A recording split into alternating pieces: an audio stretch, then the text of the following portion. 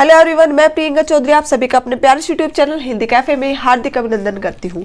आज के इस वीडियो मॉड्यूल में हम पढ़ने वाले हैं क्लास 9 संस्कृत की बुक शेमुशी भाग 1 का चैप्टर 5 सूक्ति मौक्तिकम। मौक्तिकम का अर्थ होता है बेटा मोती और सूक्ति का अर्थ होता है सुविचार। तो इस प्रकार से जो हमारा शीर्षक है सूक्ति मौक्तिकम, उसका अर्थ हुआ सुविचार रूपी मोती। क्लियर? तो डियर स्टूडेंट, हमेशा की तरह सबसे पहले हम पाठ परिचय पढ़ेंगे और उसके बाद पाठ में आए प्रत्येक श्लोकों का हिंदी अनुवाद करेंगे। तो देखिए, सबसे पहले पाठ परिचय। प्रस्तुतो अयम पाठे नैतिक शिक्षाणाम प्रदायक रूपेण वर्तते। प्रस्तुतो अयम प्रस्तुति है, पाठ है पाठ। नैतिक शिक्षाणाम नैतिक शिक्षा को प्रदायक रूपेण प्रदान करने वाला रूप वर्तते है। प्रस्तुति है पाठ, नैतिक शिक्षा को प्रदान करने वाला रूप है। अस्मिन् पाठांशे विविध ग्रंथेभ्यः संग्रहणं कृत्वा नाना नैतिक शिक्षा बोधक पद्यानि गृहीतानि सन्ति। अस्मिन् इस पाठांशे पाठ अंश में विविध ग्रंथेभ्यः अनेकों ग्रंथों से संग्रहणं संग्रहित कृत्वा करके नाना नैतिक शिक्षा बोधक पद्यानि विभिन्न प्रकार की शिक्षा को बोध कराने वाले पद्यानि पद्यों का गृहीतानि ग्रहण किया संति है। इस पाठ में अनेक ग्रंथों से संग्रहित करके विभिन्न प्रकार की नैतिक शिक्षा का बोध कराने वाले या नैतिक शिक्षा को बताने वाले पद्यों को ग्रहण किया है। अत्र सदाचरणस्य महिमा प्रिय वाणयः आवश्यकता परोपकारिणां स्वभावे गुणार्जनस्य प्रेरणा मित्रतायाः स्वरूपम श्रेष्ठ संगते प्रशंसा तथा च सत्य संगते प्रभावे इत्यादिनां विषयाणां निरूपणम् अस्ति। अत्र यहाँ सदाचरणस्य सदाचार की महिमा, प्रिय वाणियां प्रिय बोली की आवश्यकता, परोपकारिणां परोपकारियों का स्वभाव, गुणार्जनस्य गुणों के अर्जन की प्रेरणा, मित्रतायाः मित्रता का स्वरूप, श्रेष्ठ संगते श्रेष्ठ संगति की प्रशंसा तथा च और सत्संगते सत्संगति का प्रभाव इत्यादि नाम इस प्रकार के विषयाणाम विषयों का निरूपण किया गया अस्ति है। यहाँ सदाचार की महिमा, प्रिय वाणी की आवश्यकता, परोपकारियों का स्वभाव, गुणों के अर्जन की प्रेरणा, मित्रता का स्वरूप, श्रेष्ठ संगति की प्रशंसा और सत्य संगति का प्रभाव, इस प्रकार के विषयों का निरूपण किया गया है। संस्कृत साहित्य नीति ग्रंथानां समृद्धा परंपरा दृश्यते। संस्कृत साहित्य में नीति ग्रंथानां नीति ग्रंथों की समृद्ध परंपरा दृश्यते देखी गई है। संस्कृत साहित्य में नीति ग्रंथों की समृद्ध परंपरा देखी गई है। तत्र प्रतिपादित शिक्षाणाम अनुगमनम कृत्वा जीवन साफल्यम कर्तुम शक्नुमः। तत्र वहां प्रतिपादित शिक्षा का अनुगमन कृत्वा करके जीवन साफल्यम जीवन को सफल कर शक्नुमः सकते हैं। वहां प्रतिपादित शिक्षा का अनुगमन करके जीवन को सफल कर सकते हैं। क्लियर? तो डियर स्टूडेंट्स, अब देखिए हमारे श्लोकों का हिंदी अनुवाद। और हमारा फर्स्ट श्लोक है वृत्तम यत्नेन संरक्षेत वित्तम इति च याति च अक्षीणो वित्ततः क्षीणो वृत्ततः तु हतो हतः। वृत्तम आचरण की, यत्नेन प्रयत्न पूर्वक, संरक्षित रक्षा करनी चाहिए, वित्तम धन, इति आता है च और, याति जाता है च और, कि मनुष्य को अपने आचरण की अर्थात चरित्र की प्रयत्न पूर्वक रक्षा करनी चाहिए। धन तो आता है और चला जाता है। अक्षीणों कमजोर नहीं, वित्ततः धन के, क्षीण कमजोर होने से, वृत्ततः चरित्र से, तू तो हतो हतः नष्ट हो जाता है। कि धन के कम होने से मनुष्य कमजोर नहीं होता, बल्कि आचरण अर्थात चरित्र के क्षीण होने पर मनुष्य नष्ट हो जाता है। तो इस प्रकार से हमारे संपूर्ण श्लोक का अर्थ होगा, मनुष्य को अपने आचरण की अर्थात चरित्र की प्रयत्न पूर्वक रक्षा करनी चाहिए। धन तो आता है और चला जाता है। धन के कम होने पर मनुष्य कमजोर नहीं होता, बल्कि आचरण अर्थात चरित्र के क्षीण होने पर मनुष्य नष्ट हो जाता है। अब सेकंड श्लोक देखिए बेटा। श्रूयताम धर्म सर्वस्वम श्रुत्वा च एव अवधार्यताम आत्मनः प्रतिकूलानि परेषां समाचरेत्। श्रूयताम सुनना चाहिए। धर्म सर्वस्वम धर्म का सब कुछ अर्थात धर्म का सारांश। श्रुत्वा सुनकर च और एव ही अवधार्यताम धारण करना चाहिए। मनुष्य को धर्म का सारांश सुनना चाहिए और सुनकर ही उसे धारण करना चाहिए। आत्मनः स्वयं को, प्रतिकूलानि विपरीत लगे अर्थात अच्छा न लगने वाला, परेशान दूसरों के प्रति, न नहीं समाचरित आचरण करना चाहिए। कि जो स्वयं को विपरीत लगे अर्थात अच्छा न लगे वैसा व्यवहार दूसरों के प्रति नहीं करना चाहिए। तो इस प्रकार से हमारे संपूर्ण श्लोक का अर्थ होगा, मनुष्य को धर्म का सारांश सुनना चाहिए और सुनकर ही उसे धारण करना चाहिए। जो स्वयं को विपरीत लगे अर्थात अच्छा न लगे वैसा व्यवहार दूसरों के प्रति नहीं करना चाहिए। क्लियर? थर्ड श्लोक देखिए बेटा। प्रिय वाक्य प्रदानेन सर्वे तुष्यन्ति जन्तवः तस्मात् तद एव वक्तव्यम वचने का दरिद्रता। प्रिय वाक्य प्रदानेन, प्रिय वचन बोलने से सर्वे सभी तुष्यन्ति संतुष्ट होते हैं अर्थात प्रसन्न होते हैं, जन्तवः प्राणी की प्रिय अर्थात मधुर वचन बोलने से सभी प्राणी प्रसन्न होते हैं। तस्मात् इस कारण, तद वह एव ही, वह ही क्या, मधुर वचन ही, वक्तव्य बोलने चाहिए, वचने बोलने में का कैसी, दरिद्रता कंजूसी। इस कारण हमें मधुर वचन ही बोलने चाहिए, मधुर वचन बोलने में कंजूसी कैसी। तो इस प्रकार से हमारे श्लोक का अर्थ होगा, प्रिय अर्थात मधुर वचन बोलने से सभी प्राणी प्रसन्न होते हैं, इस कारण हमें मधुर वचन ही बोलने चाहिए, मधुर वचन बोलने में कंजूसी कैसी अर्थात मधुर वचन बोलने में कंजूसी नहीं करनी चाहिए। क्लियर? नेक्स्ट श्लोक देखिए बेटा। पिबन्ति नद्ये स्वयं एव न अम्भे स्वयं ने खादन्ति फलानि वृक्षा न अदन्ति सस्यम खलु वारिवः परोपकाराय सताम विभूतये। पिबन्ति पीती है, नद्ये नदियां, स्वयं एव स्वयं ही, न नहीं अम्भे पानी।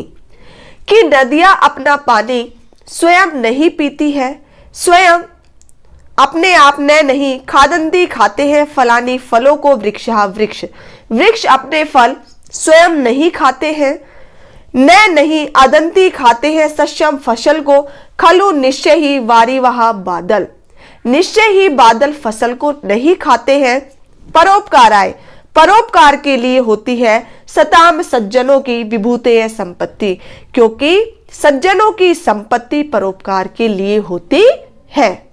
तो इस प्रकार से हमारे श्लोक का अर्थ होगा, नदियां अपना पानी स्वयं नहीं पीती है, वृक्ष अपने फल स्वयं नहीं खाते हैं, निश्चय ही बादल फसल को नहीं खाते हैं, क्योंकि सज्जनों की संपत्ति परोपकार के लिए होती है।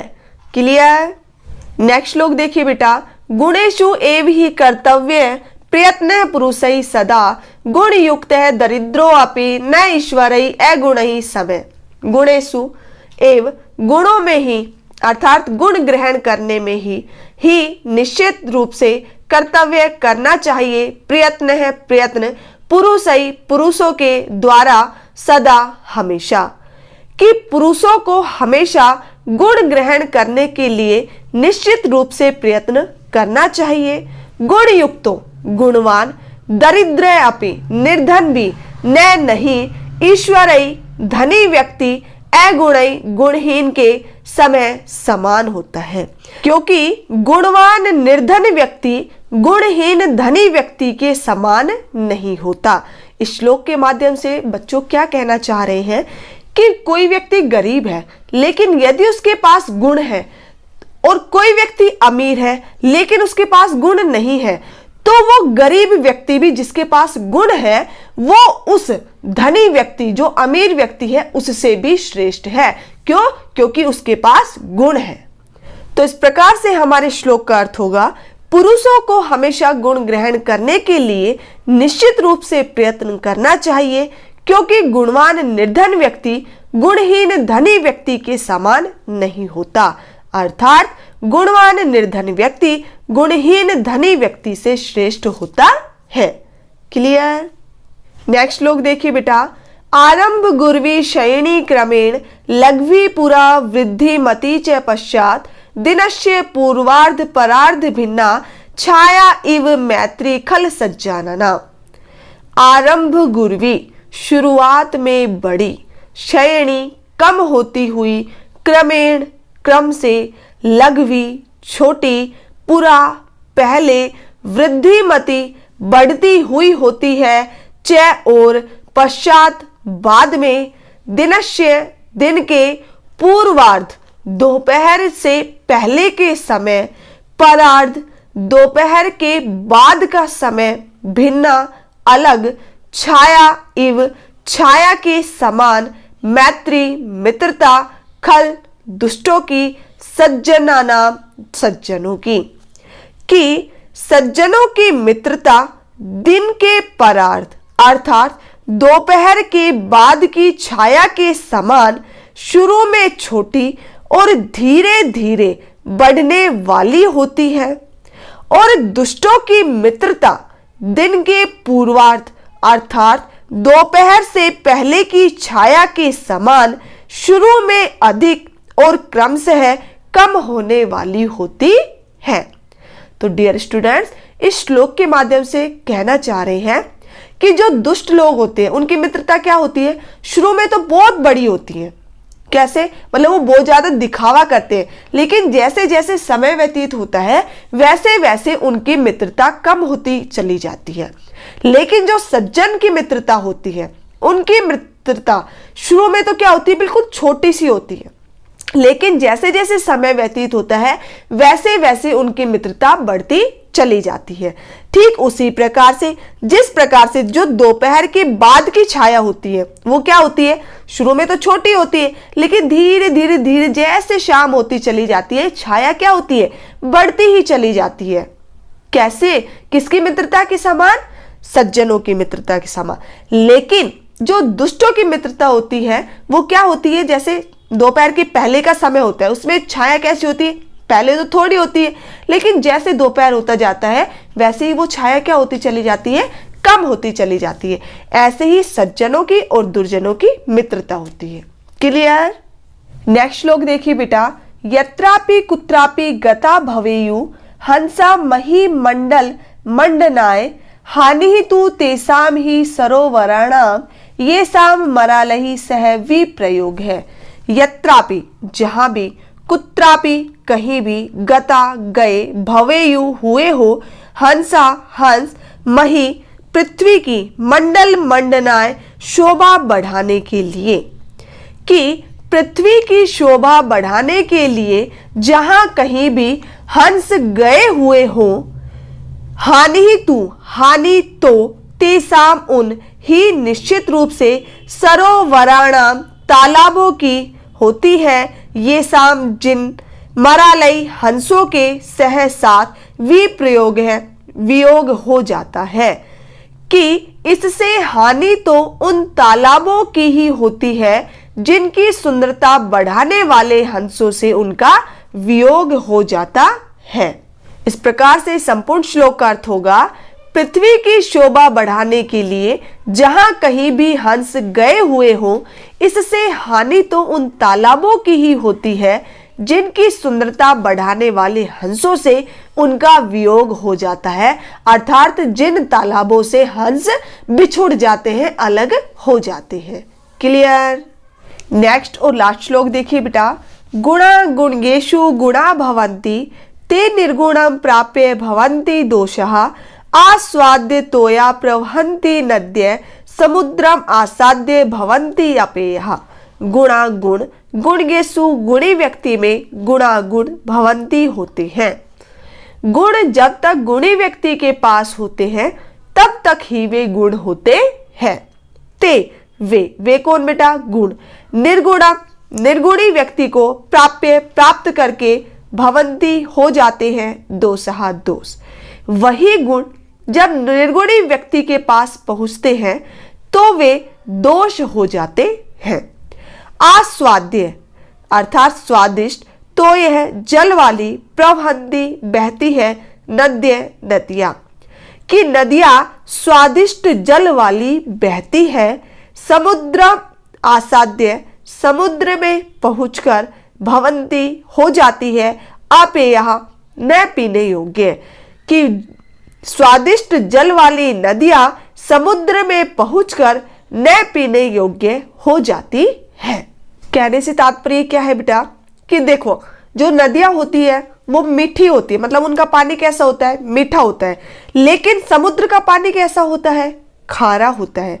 जब वो मीठी जल वाली नदियां या स्वादिष्ट जल वाली नदियां जब इतने बड़े समुद्र पे पहुंच जाती है तो उनका पानी भी कैसा हो जाता है, खारा हो जाता है, अर्थात पीने योग्य नहीं रहता। ठीक है, उसी प्रकार से गुण होते हैं, वो जब तक गुणी व्यक्ति के पास होते हैं तब तक ही वो क्या होते हैं, गुण होते हैं, लेकिन जैसे ही वो किसी निर्गुणी व्यक्ति को प्राप्त होते हैं तो वो किस में बदल जाते हैं, दोष में बदल जाते हैं। ठीक है, तो इस प्रकार से हमारे श्लोक का अर्थ होगा, गुण जब तक गुणी व्यक्ति के पास होते हैं तब तक ही वे गुण होते हैं, वही गुण जब निर्गुणी व्यक्ति के पास पहुंच जाते हैं तो वे दोष में परिवर्तित हो जाते हैं। ठीक उसी प्रकार जिस प्रकार स्वादिष्ट जल वाली नदियां बहती है, लेकिन जब वे नदियां समुद्र में पहुंच जाती है तो वे न पीने योग्य हो जाती है, अर्थात उनका पानी पीने योग्य नहीं रहता। क्लियर? तो डियर स्टूडेंट्स, यदि वीडियो अच्छी लगी हो तो इसे लाइक और शेयर करना ना भूलें। Thank you.